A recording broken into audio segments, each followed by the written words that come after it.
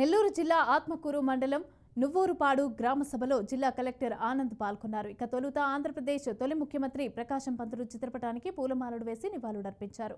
గ్రామ అవసరాల కోసం ప్రజల్లో చైతన్యం రావాలని, ఉపాధి పనులకు సంబంధించి గ్రామాల్లో జరగాల్సిన అభివృద్ధి పనులపైన ఉపాధి కూలీలు అవగాహన కలిగి ఉండాలని అధికారులకు సూచించారు. పలు గ్రామ సమస్యలను కలెక్టర్ దృష్టికి తీసుకెళ్లారు.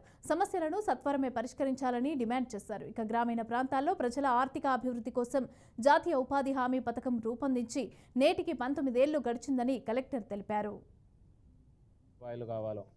మనకు చూస్తే రోడ్డు అంటే మన గ్రామం నుంచి బయటికి వెళ్ళిన రోడ్డు సంబంధించిన సమస్యల గురించి మాట్లాడడము, అదేవిధంగా వాటర్ సమస్యలు ఏమైతే ఉన్నాయో ఒక సిపిడబ్ల్యూ స్కీమ్ కావాలి, లేదంటే సింగిల్ విలేజ్ స్కీమ్ కావాలి, ఇలాంటివన్నీ కూడా సమస్యలన్నీ కూడా గ్రామంలో ఈ విషయాలకు సంబంధించిన చర్చలు అయితే జరగాల్సిన అవసరం అయితే ఉంది.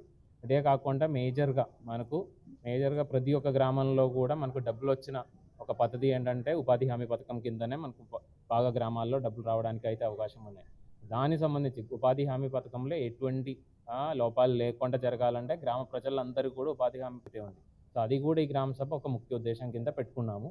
సో ఉపాధి హామీ పథకం కింద ఏ పనులు జరిగినాయి ఈ మధ్యకాలంలో, ఇప్పుడు ఏ పనులు మనం తీసుకుంటున్నాము, అదేవిధంగా ఎవరెవరు ఈ పనిలో పాల్గొన్నారు, ఎంత ఖర్చు దానిలో చేస్తున్నాము ప్రతి ఒక్క మండలాల్లో ఓవర్ పీరియడ్ ఆఫ్ టైం. అది కాకుండా కూడా ప్రత్యేక గ్రామ సభలు పెట్టుకొని అది అజెండా ఐటమ్ కింద తీసుకొని ప్రెసిడెంట్ గారు, అదేవిధంగా పంచాయతీ సెక్రటరీ గారు, అదేవిధంగా లోకల్గా ఉన్న పంచాయతీ సిబ్బందులందరూ కూడా ప్రతి ఒక్క మనిషి కూడా సిబ్బందులందరూ జిల్లాలో అయితే ప్రతి ఒక్క 722 గ్రామ సభలు కూడా ఈరోజు సాయంత్రానికి కల్లా కంప్లీట్ అవుతాయి.